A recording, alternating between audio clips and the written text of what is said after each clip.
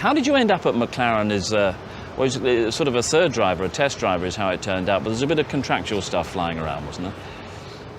Well, because of 92 I did pretty good results with Lotus, even we weren't that competitive, but some reason I was scoring points, nearly finished in podium in Hungary. So the teams got interested. There was quite a few teams, Ligier, Williams, McLaren, a lot of teams was contacting and said, come on, we want Mika to drive for us. It came time to make a decision what I'm going to do. I had to look what team would be the best me to go. And if you look the history of McLaren, it's unbelievable. So I said, that's it. And Ron was happy to take me. But Ron said, you know, maybe to Ayrton, we'll continue with this 93. So maybe you end up to your test driver. Yeah. And that's what happened. It was horrible. It was not long before the first race in Kyalami when the Ron said, you know, Mika, sorry, no racing. You will be test driver.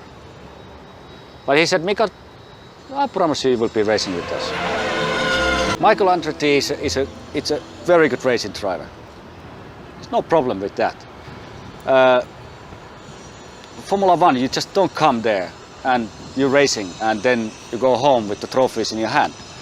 You know, you have to do massive sacrifices in your life. Michael was living that time in USA, so he was flying from USA to come into Grand Prix.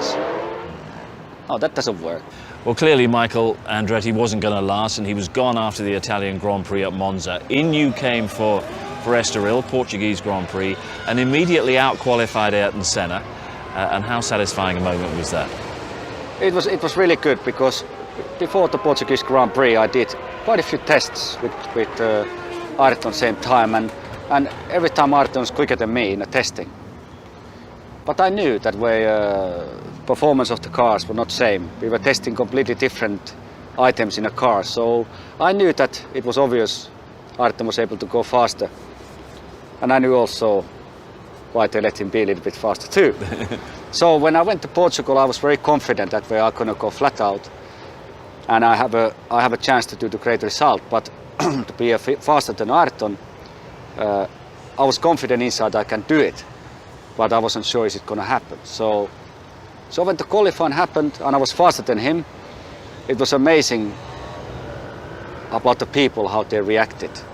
They were really amazed, surprised, and I was like, you know, this is normal. But Ayrton was 3 times world champion, always been the fastest man on the track, all past the history, before even I arrived to Formula One. So what was his reaction? Congratulations, well done, young man. Or? He was amazed. I think there was more or less one corner only where I was quicker. It was the first corner. It was nearly flat.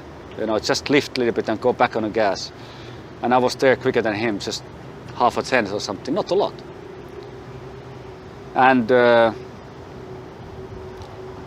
went to the garage and Ayrton came to talk to me. I said, oh, what did you do? How you were quicker than, you know, what did you do? But he put you sort of in your place a bit when it came to the race and his racecraft. And just being around Ayrton during the course of that year must have taught you a lot, I'm sure. Yeah, it's definitely, but going back a little bit, I learned a lot from Ayrton. You have to be a tough guy to be there. You're just gonna go there and smiling and having fun. No, you have to really focus and you have to know your place. But our relation with Ayrton and me wasn't very good. It got really difficult relation the moment when I was quicker than him in a qualification. He understood I'm the threat. And it took the rest of the season. It was a massive fight, you know.